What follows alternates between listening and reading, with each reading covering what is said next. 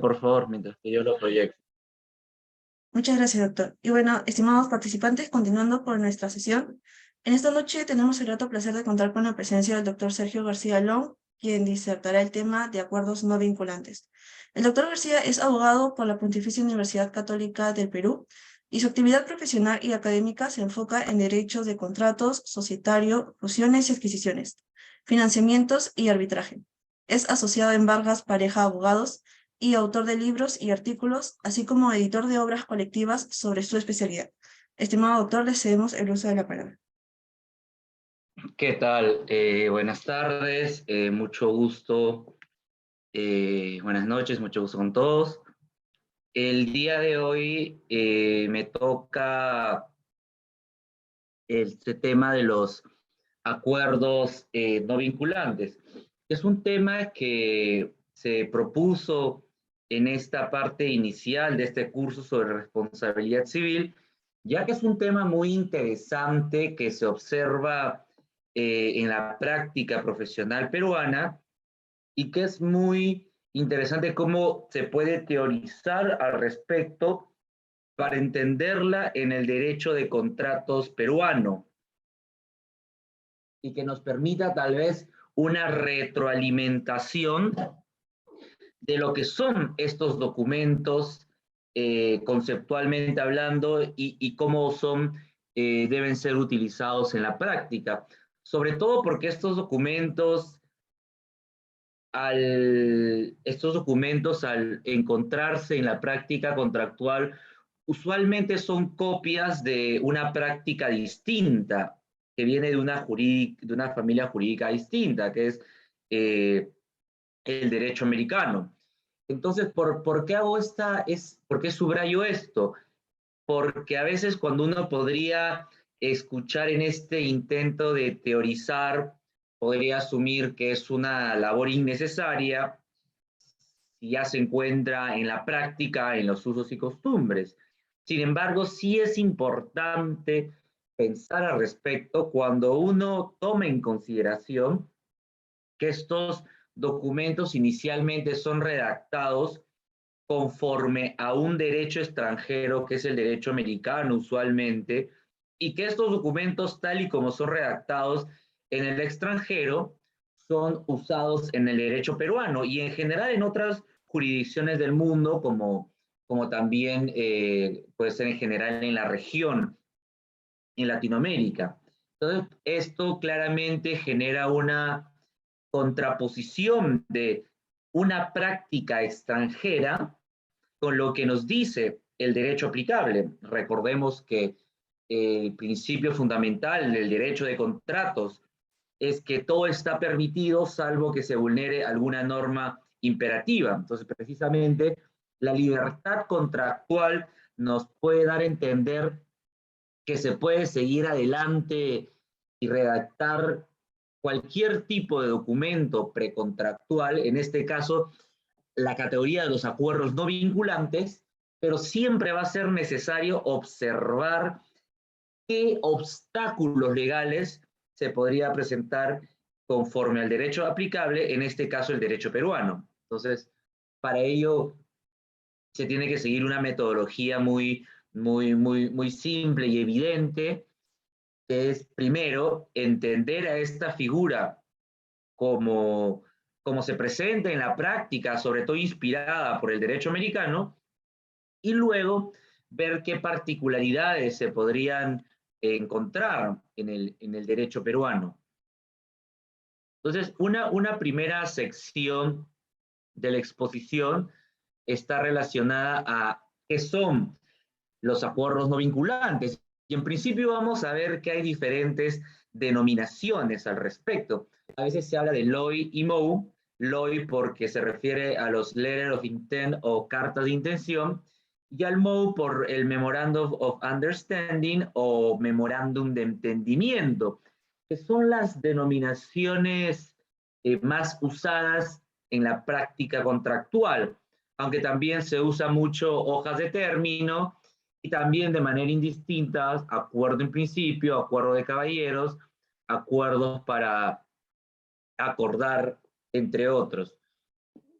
Y uno podría preguntarse, ¿y a qué se debe el uso de esta denominación o estas denominaciones en el derecho peruano? Si uno abre el Código Civil o cualquier otra ley, no vamos a encontrar esta denominación, salvo en alguna ley sectorial que puede tal vez mencionarla como parte de reconocimiento de que estos documentos existen en la práctica, pero en sí no está regulada como tal, como un contrato típico, como está en el Código Civil la compraventa, el arrendamiento, entre otros.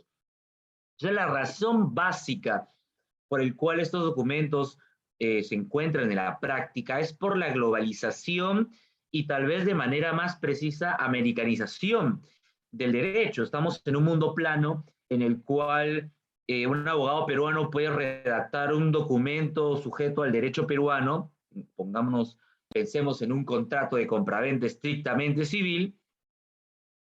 ¿Cómo podría ser que tenga que revisar un documento redactado en base a un derecho extranjero o a estándares internacionales? Y ello se puede explicar, veamos dos ejemplos, sea porque estamos frente a una industria específica como la petrolera que se rige en base a estándares internacionales, o porque estamos frente a operaciones de determinado tipo, como son las corporativas y financieras, en donde la estructura contractual está liderada y digamos, hasta cierto punto dominada, impuesta por los jugadores habituales de esta industria.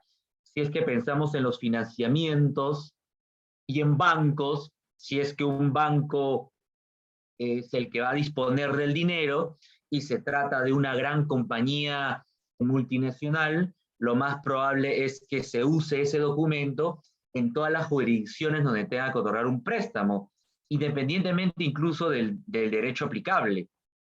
Y si pensamos también en las grandes asociaciones o instituciones mundiales como el Banco Mundial o Wall Street o el ISDA o en general, digamos, de dónde provienen los grandes jugadores, nos vamos a dar cuenta que usualmente provienen del extranjero y si estamos por el lado digamos, por esta parte de la región, por Estados Unidos, o si estamos por el otro lado del mundo, por el viejo continente, por la fuerza de Inglaterra como centro financiero del mundo, que precisamente son jurisdicciones que pertenecen al sistema del common law.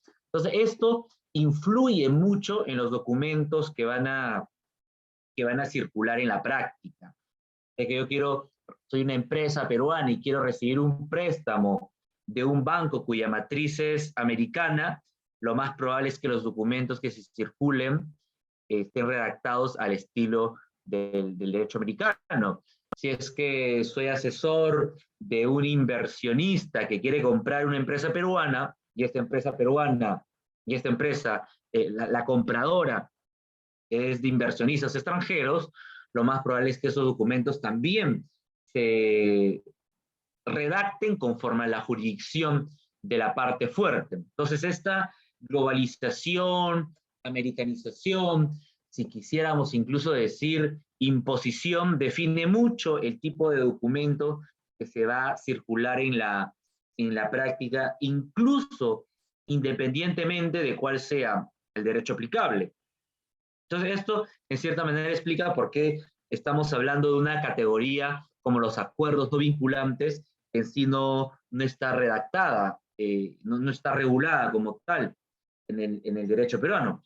Quisiéramos avanzar con esta exposición y quisiéramos pensar o dar una definición general sobre qué cosas son los acuerdos no vinculantes, pensaríamos en un documento precontractual que define cómo y sobre qué se negociará y que tiene una característica fundamental que es la no vinculatoriedad legal sobre el contrato definitivo. Este intento de definición ya nos dice mucho sobre estos documentos. Uno es que estamos frente a documentos precontractuales. Realmente, si uno piensa en un contrato, siempre va a asumir cierta vinculatoriedad legal, o digamos que siempre va a haber una vinculatoriedad legal, pero desde que estamos ante documentos no vinculantes, eso ya nos da una pista de en dónde se encaja este documento dentro del íter contractual. Claramente no puede ser contractual respecto a la ejecución, porque ahí hay vinculatoriedad, sino que tiene sentido que se encuentre en las tratativas, donde aún no hay un contrato y por ende no surgen derechos y obligaciones, frente a lo que sería, ojo, un contrato definitivo, porque estos documentos eventualmente podrían tener otras secciones que sí puedan ser vinculantes, como podrían ser confidencialidad, convenio de arbitral, exclusividad y otras obligaciones que tal vez las partes sí quieran que se pacten como vinculantes. Pero eso es otro tema. La característica fundamental de esos documentos es la no vinculatoriedad frente a un contrato definitivo. O sea, que las partes eventualmente llegan a un acuerdo, a un no vinculante en sí mismo, que va a definir cómo y sobre qué se negociará, sin a su vez obligarse legalmente a suscribir un contrato. Y precisamente todavía no se celebra este contrato final porque se está regulando cómo y sobre qué se va a negociar. Entonces la idea es que se da una formación progresiva de un contrato y que las partes van a definir en qué punto se considera que necesariamente va a haber un contrato. Precisamente estos documentos se suscriben en aquellas operaciones que son complejas. Si se tratase de un contrato tal vez cotidiano o tal vez no tan cotidiano, que pueda involucrar cierto monto dinerario, pero que no tiene mayor complejidad, uno puede manejarse directamente dentro de la vinculatoriedad legal, entiéndase, suscribiendo un contrato sin necesidad de regular la etapa precontractual. Si yo quiero comprar un vehículo, simplemente celebro el acuerdo, pago el precio y listo, y formalizo el documento. No necesito mayor regulación de una tratativa si es que la operación no lo justifica. Pero diferente es el escenario cuando, por ejemplo, necesito suscribir, imagínense, cerrar una operación para la compra de una empresa, en donde en principio tengo que evaluar la información de la empresa para definir lo que le suma y le resta valor, lo cual implica acceder a información privada como potencial e interesado comprador, y esto puede generar cierto recelo en el vendedor sobre la información que tenga que comprar. Y cuando se compra una empresa, no se compra como quien adquiere un vehículo. Hay determinadas modalidades. Puedo en principio celebrar una compraventa de acciones, que no es lo mismo que una compraventa civil. Puedo enfocarme en la adquisición de un activo específico, o puedo generar, digamos, alguna reorganización societaria como una fusión o una escisión que se parecen tal vez en estructura civilista a una especie de permuta, o podría pensar en un aporte de capital más complejo que tome la forma de una reorganización simple, o operaciones más complejas como compras apalancadas o leverage buyouts. Todas estas cosas claramente tienen que definirse de manera previa. Y nuevamente, no es como comprar un vehículo que lo adquiero directamente del comprador. Usualmente estas compras de empresas pueden generar un efecto en el mercado. Entonces, siempre va a haber una aprobación previa por parte de la entidad de la protectora de la libre competencia. Y si se trata de un sector regulado, como puede ser un banco o una empresa eléctrica, va a haber otra aprobación adicional por el lado de este sector regulatorio. Entonces, todos estos componentes hacen que la operación sea más compleja, con lo cual yo no puedo simplemente llegar un día y decir, quiero comprar una empresa, como quien digo, quiero comprar un vehículo. Va a haber una importante etapa precontractual que definir, incluso más importante que la etapa contractual, y que no puede quedar en el aire en la palabra hablada, sino que necesita estar formalizado al menos en un documento que pueda servir como registro o constancia de cómo las partes siguen adelante para poder formalizar una operación compleja como puede ser la adquisición de una empresa. Y de la misma manera, tal vez, con el tema de un financiamiento por millones y millones de dólares. Entonces, por eso es que estos documentos existen como tal y con esta característica de la no vinculatoriedad. Tal vez desde una perspectiva civilista uno podría pensar, pero ¿por qué suscribir un documento que no tenga carácter legal? Es precisamente por la complejidad de la operación involucrada. Si yo no puedo desde el día 1 saber cómo voy a proceder con la operación y si procederé con la operación, lo que puedo hacer es ir avanzando con un documento precontractual que, si bien puede no tener vinculatoriedad, igual va a servir de mucha ayuda para avanzar en lo que quieren conseguir las partes, que es el éxito, que es que se cierre la operación. Y acá voy adelantando un poco sobre la naturaleza de este documento, que es un supuesto desde la perspectiva del contrato, o tal vez el acto, negocio jurídico y las categorías que están involucradas, un supuesto de inexistencia del contrato.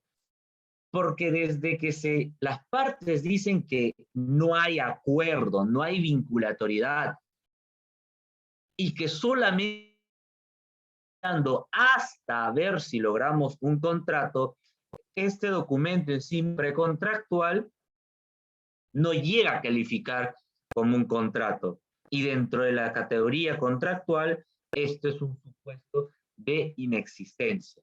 Precisamente por el hecho de que estos documentos están más inspirados en la práctica contractual que en la legislación, no están reconocidos como claramente como lo estaría un contrato típico, y en el Perú, de hecho, no tiene una regulación expresa, y esta es la regla, salvo algunas jurisdicciones, como es Argentina, el Código Civil y Comercial de la Nación de la Argentina del 2015, es, digamos, muy reciente. Si tomamos en comparación el Código Peruano del 84 u otros códigos latinos francesados de la época del siglo XIX, Argentina, digamos, por tener un código moderno, aprovechó la oportunidad y tiene una norma que ciertamente regula a estos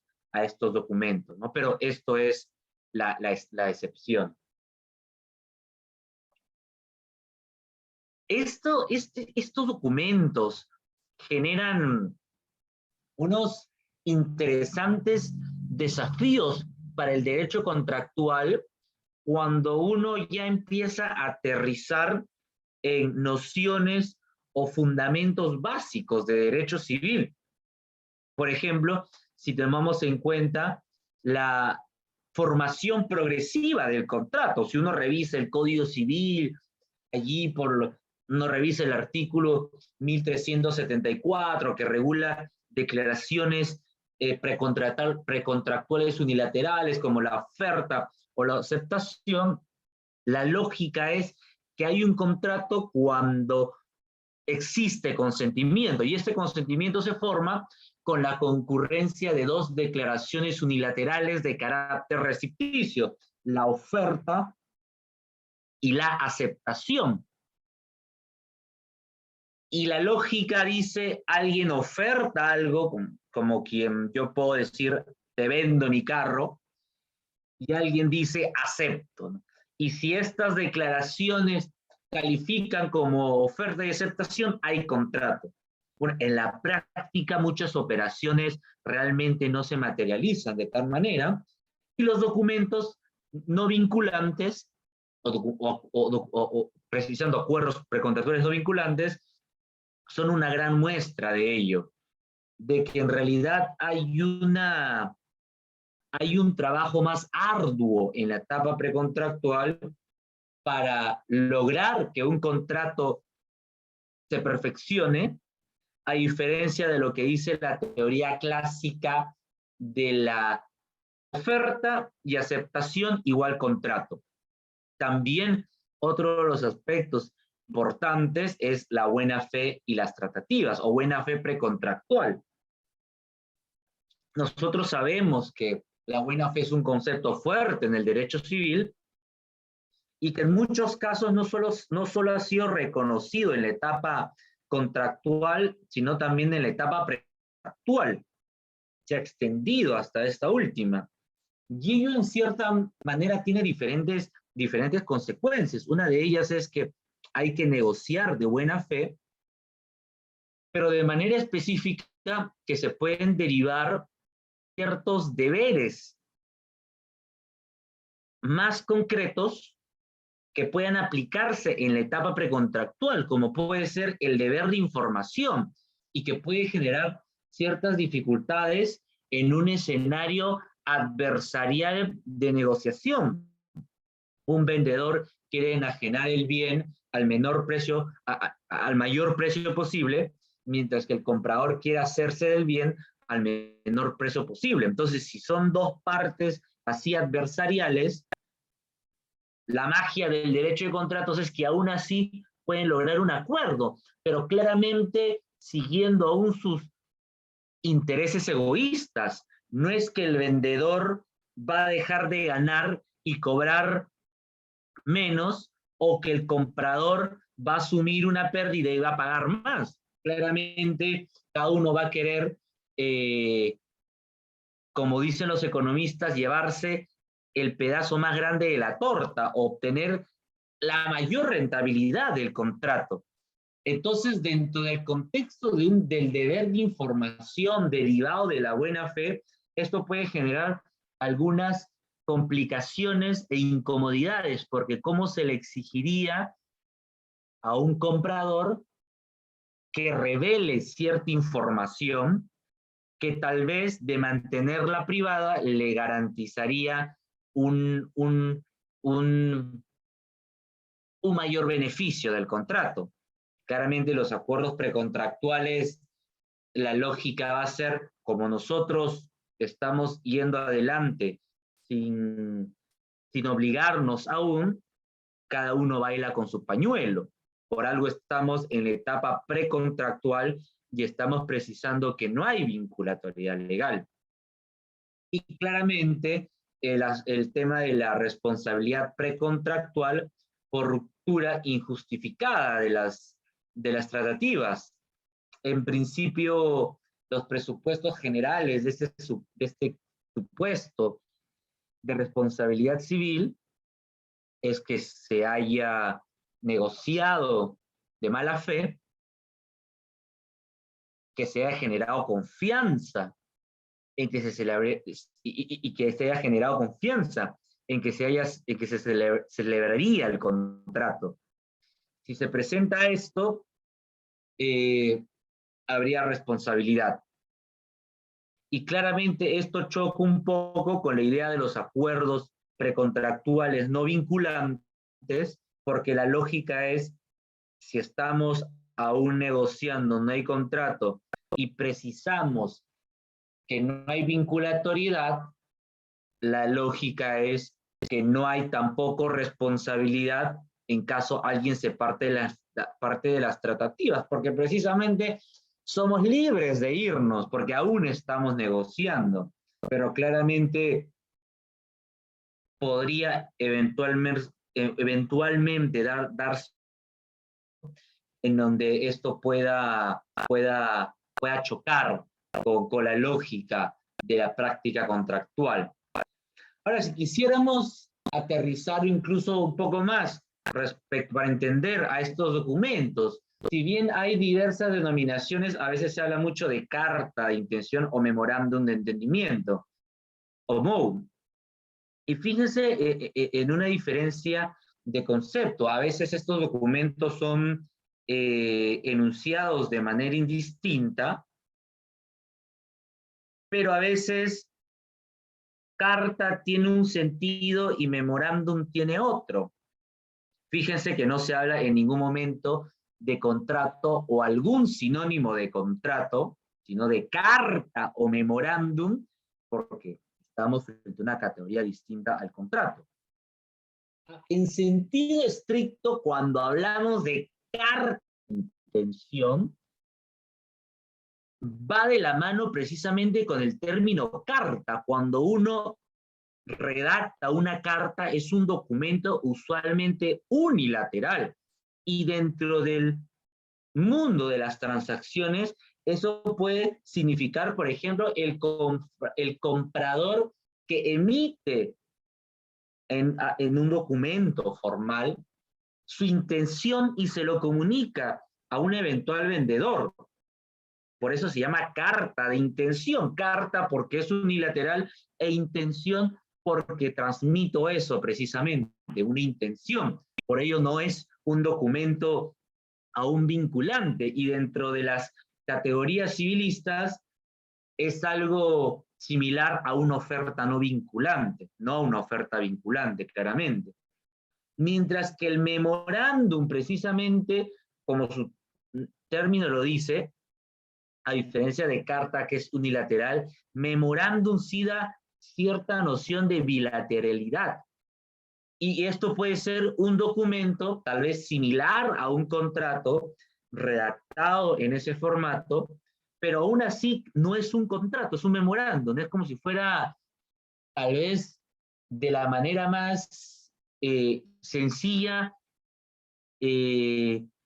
como si fuera una ayuda a memoria, claro, salvando las diferencias, pero la intención es transmitir esa lógica, es todavía un memorándum, un documento preliminar, no es un documento aún definitivo. ¿Que va a ser muy importante para definir el definitivo? Sí, pero por algo se llama memorándum.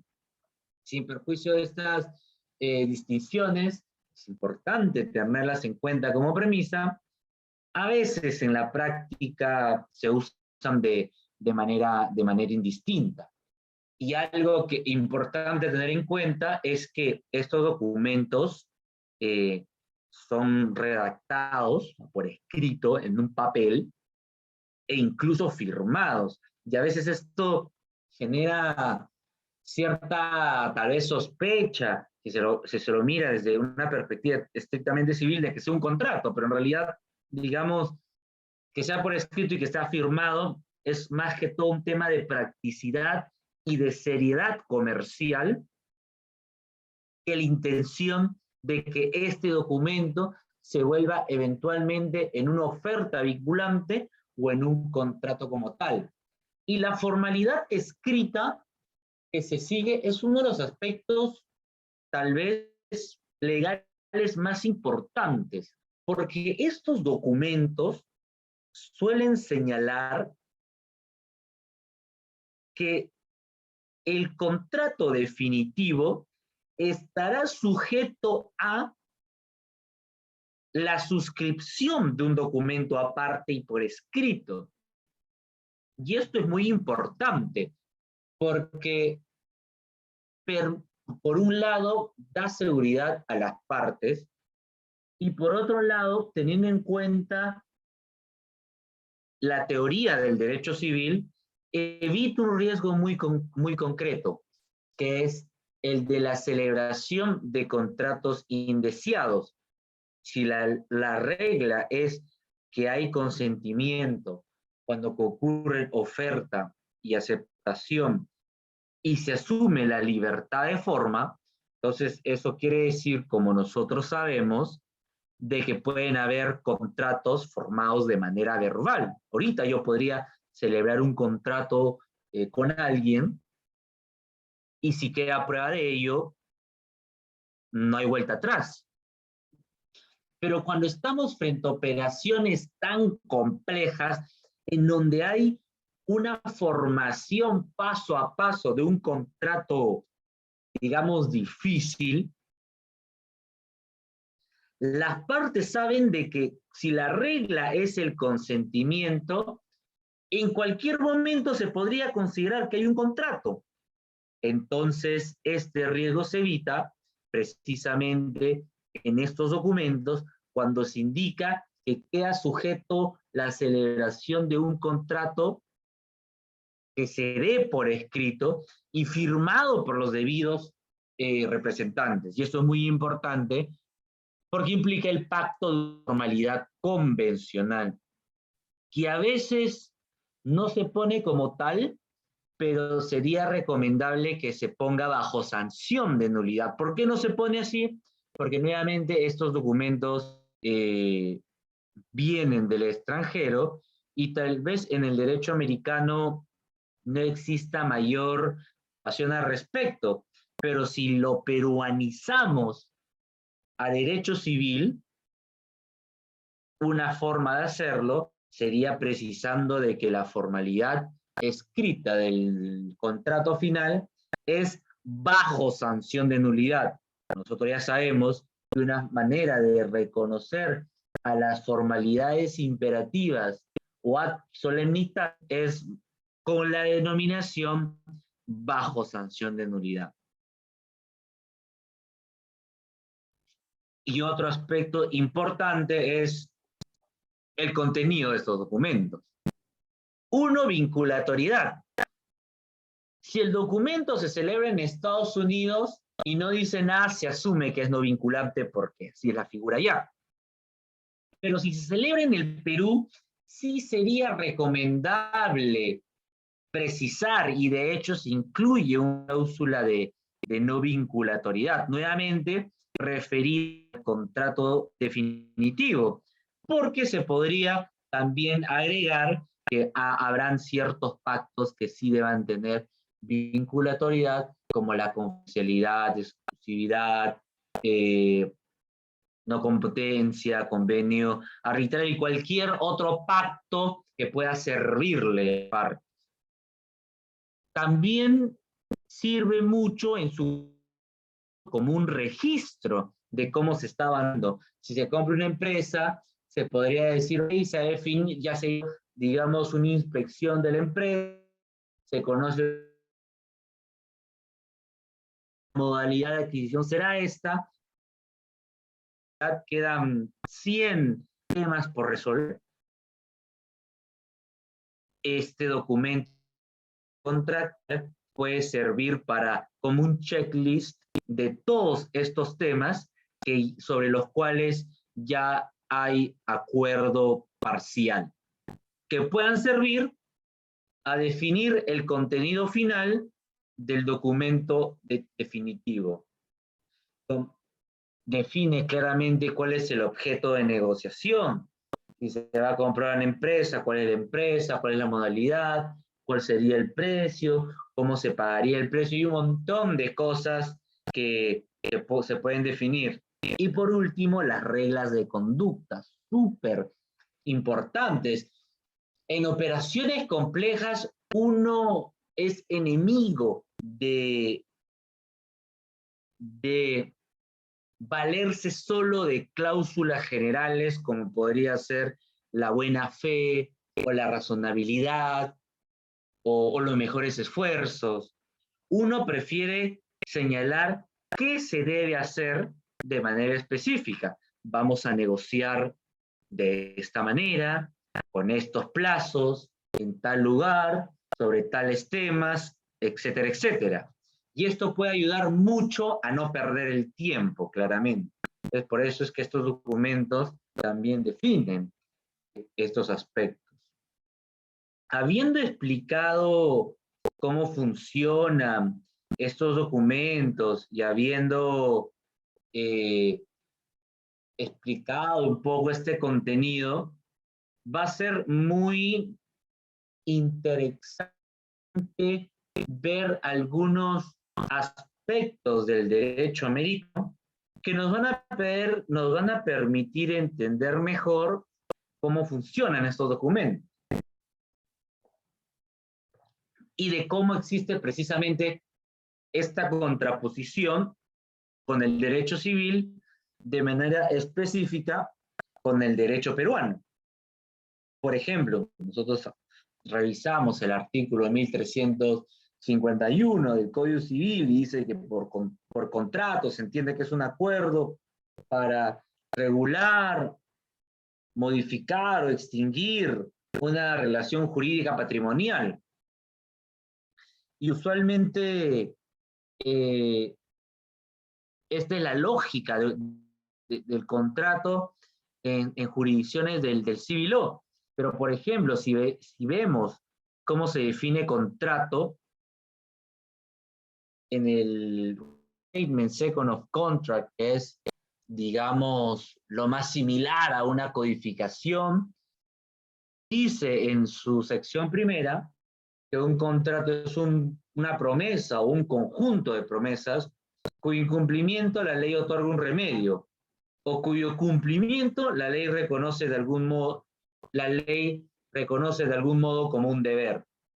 Entonces, fíjese que la lógica es distinta. Estamos enfocándonos en contratos como sinónimos de promesa y a veces de una perspectiva remedial, en el sentido de hay un contrato si se trata de algo que se incumple y la ley me otorga protección a través de un remedio, ¿no? O si su ejecución es como un deber. Entonces nos dice mucho de la perspectiva contractual que se tiene en esta jurisdicción de donde vienen los acuerdos no vinculantes. Y tal vez la disposición más importante a tener en cuenta es la sección 21, porque cambia la lógica que nosotros, digamos, en comparación, es una lógica distinta a la cual usualmente estamos nosotros acostumbrados, que cuando pensamos en acuerdos es sinónimo de contrato, y eso significa que hay un deber, derechos, que hay obligatoriedad legal. No pensamos en la posibilidad de que hubieran acuerdos que no tengan vinculatoriedad o acuerdos que no sean contratos. Y en efecto no hay una regulación en tal sentido, pero sí lo hay claramente en el derecho americano por la noción de contrato que se mantiene. Y fíjense que la sección 21, que se titula Intención de quedar vinculado jurídicamente, señala ni la intención real ni la aparente de que una promesa sea jurídicamente vinculante son esenciales para la formación de un contrato, pero la manifestación de la intención de que una promesa no afecte a las relaciones jurídicas puede impedir la formación de un contrato. Entonces, fíjense cómo se define la vinculatoriedad legal. Por un lado dice, la vinculatoriedad legal puede ser importante, pero no es lo más importante. ¿Qué es lo más importante americano? El consideration. ¿Por qué? Entre paréntesis, el consideration es como la contraprestación. En el derecho americano, los contratos son intercambios, no es un contrato. Por eso es que esta norma está redactada en ese sentido. Sobre todo señala, si bien la intención de quedar legalmente vinculado en sí misma es insuficiente para formar un contrato, la intención en contra de no quedar vinculado es suficiente para que no surja un contrato. Entonces, digamos, nos permite entender mejor cómo pueden existir acuerdos no vinculantes. Y el comentario B a la sección 21 tiene una adicional que señala acuerdo de no vinculación jurídica. Las partes de lo que de otro modo sería una negociación y un contrato, a veces acuerdan que sus relaciones jurídicas no se vean afectadas. En ausencia de una causa de invalidación, la ley respeta esta cláusula como cualquier otra, pero puede plantear difíciles cuestiones de interpretación. Pues no todo es claramente paz y de colores. Puede significar que no se llega a un acuerdo o que una determinada manifestación de intención no es una promesa. Puede reservar la facultad de revocar o poner fin a una promesa en determinadas circunstancias, pero no en otras. En un documento escrito preparado por una de las partes, puede plantear una cuestión de tergiversación, error o extralimitación. Para evitar tales cuestiones puede interpretarse en contra de la parte que lo preparó. Unas cuestiones que se anticipan como problemáticas que se toman en cuenta. Y otra también disposición importante es la 26, que se refiere a las negociaciones preliminares, que señala que una manifestación de voluntad de celebrar una negociación no es una oferta si la persona a la que se dirige sabe o tiene motivos para saber que la persona que la realiza no tiene intención de concluir una negociación hasta que se ha realizado otra manifestación de asentimiento. Realmente nos permite entender mejor el contexto del cual surgen estos acuerdos precontractuales. Y otro aspecto también muy importante es que en el derecho americano, si bien se reconoce a la buena fe en ejecución de los contratos, no se la reconoce en la etapa precontractual. La sección 205 del mismo restatement señala: todo contrato impone a cada una de las partes un deber de buena fe y lealtad en su ejecución y cumplimiento. Y también la sección 1203 del Uniform Commercial Code, que es un código comercial americano, señala básicamente lo mismo, que todo contrato deber comprendido en esta ley impone una obligación de buena fe en su cumplimiento o ejecución. Entonces, esto nos permite comprender mucho de dónde salen estos acuerdos precontractuales y por qué son de tal manera. Y un aspecto adicional y final sobre el derecho americano al respecto es tal vez los avances que se han dado respecto a la responsabilidad precontractual. Inicialmente, si no hay buena fe precontractual, si las tratativas son claramente no vinculantes, si solamente hay derecho y obligaciones, vinculatoriedad, cuando hay un acuerdo, una primera etapa era de no responsabilidad, hasta que existiera un contrato. Eso quiere decir que cualquiera de las partes podría en cualquier momento retirarse de la mesa de negociación sin el miedo de asumir algún tipo de responsabilidad. Sin embargo, luego pasamos a una segunda etapa en donde se empieza a aplicar doctrina americana, que es el promissory estoppel, a veces vinculado mucho a la buena fe precontractual o a la confianza o a los deberes de información o actos propios. No hay un equivalente exacto al respecto, pero al menos desde Hoffman versus Red Oak Stores, un leading case, un caso importante de 1965, se considera que esta doctrina americana puede ser invocada para pedir el resarcimiento del interés negativo, que son los gastos asumidos en la creencia de que se va a celebrar un contrato, ¿no? Ya señala la sección 90 que regula el promissory estoppel que una promesa de la que el promitente pueda razonablemente esperar induzca a una acción o una abstención por parte del promitente o de un tercero y que induzca dicha acción o abstención es vinculante si la injusticia solo puede evitarse mediante la ejecución de la promesa. El remedio concedido en caso de incumplimiento puede limitarse según lo exija la la justicia. Es una disposición bien rimbombante, bien compleja, bien amplia, bien ambigua también, bien general, que para efecto de lo que estamos discutiendo es importante porque permitía el resarcimiento del interés negativo. Digamos, de una etapa de no responsabilidad pasa a una etapa de responsabilidad, al menos por interés negativo. Y luego, para que digamos, este es hasta donde usualmente llega también el derecho civil en la responsabilidad precontractual, al menos el resarcimiento de los gastos. Sin embargo, en el derecho americano hay determinados casos, como el de SIGA del 2013, en donde bajo ciertas premisas del derecho americano se ha dejado la puerta abierta hacia el resarcimiento del interés positivo, incluso aunque no haya un acuerdo.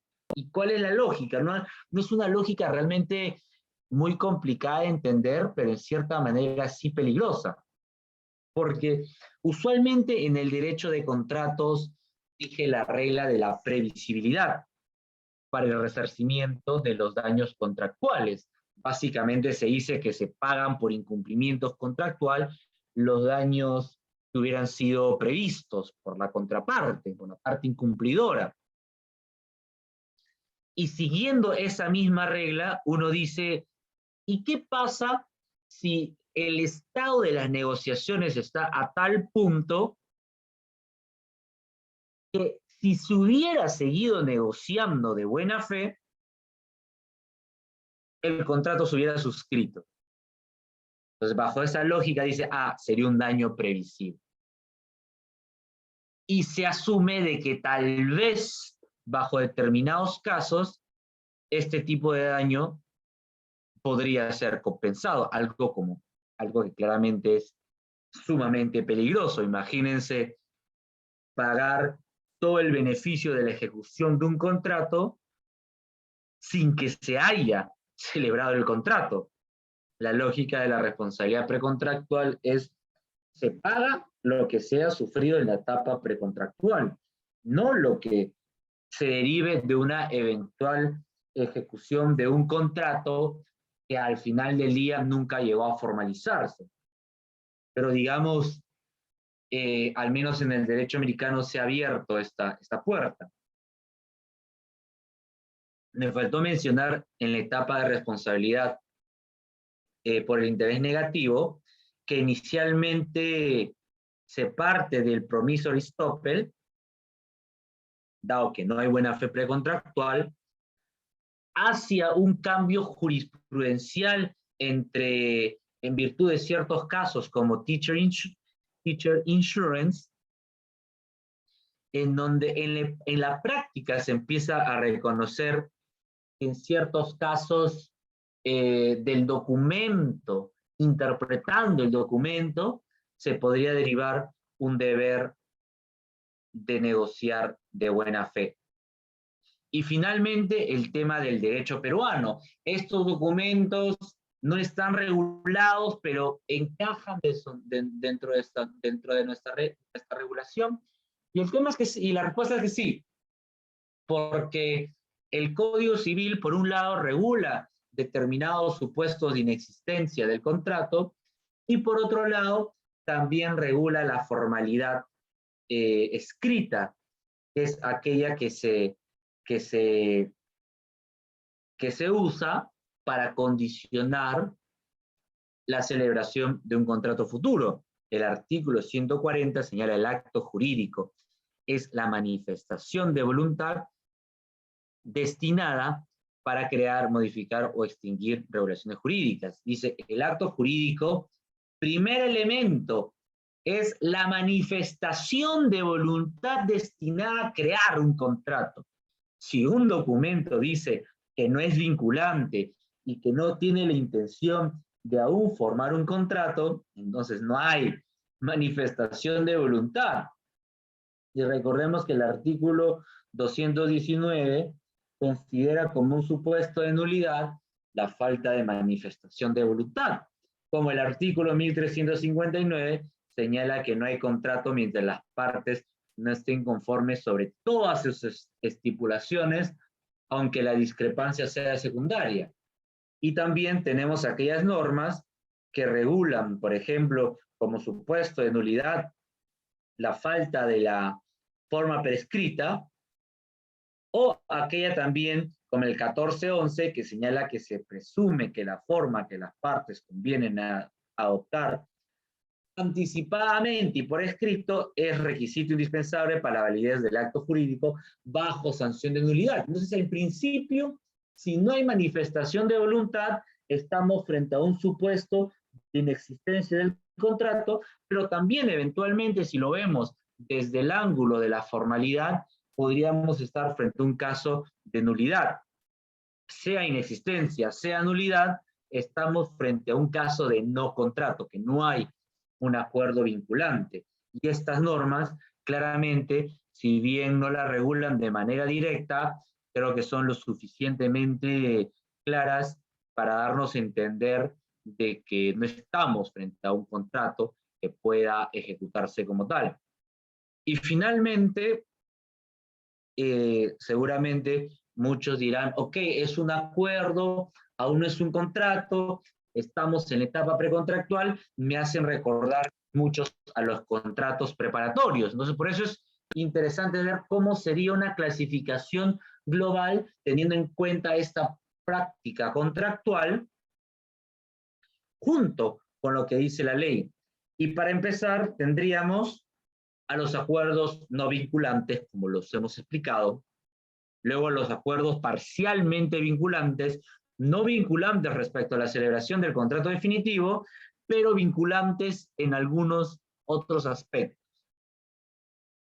Y estos documentos, ojo que también podrían celebrarse con vinculatoriedad legal,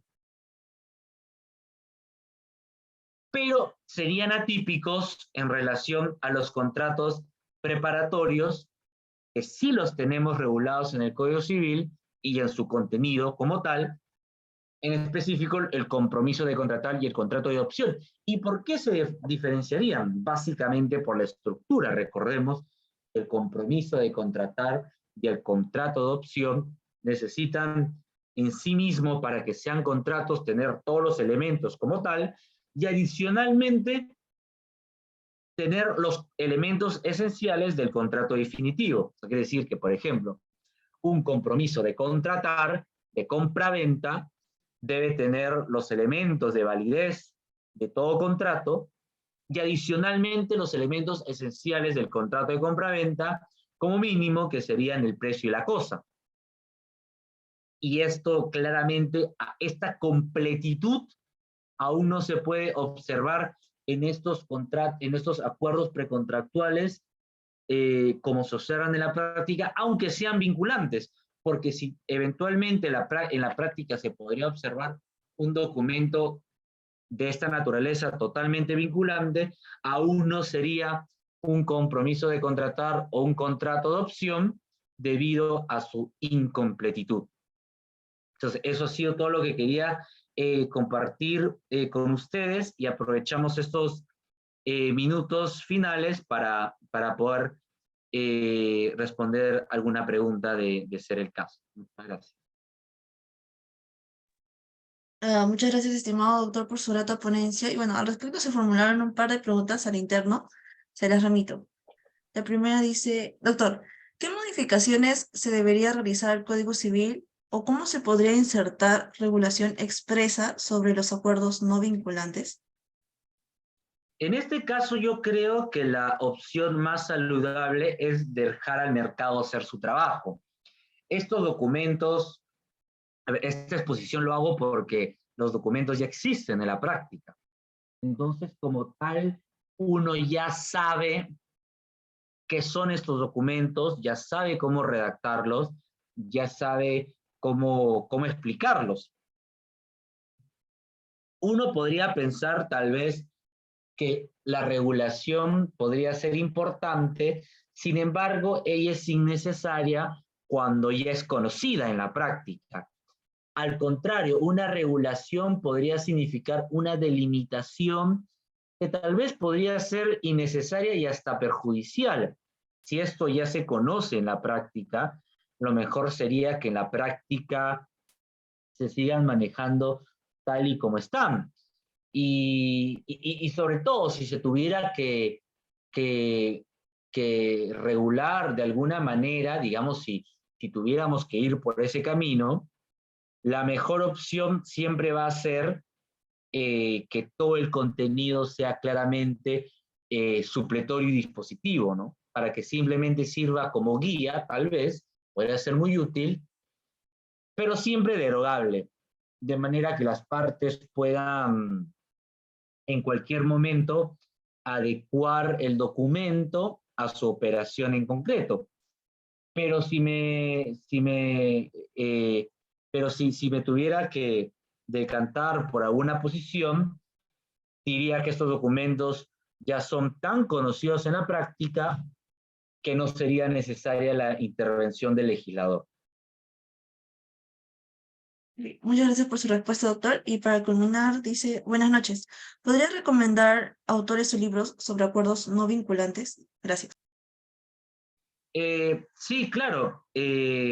A ver, tal vez yo podría compartir el trabajo que he escrito al respecto sobre el tema, y allí en la bibliografía podrán encontrar todos las referencias bibliográficas que se pueden encontrar al respecto, porque usualmente este es un tema de derecho americano.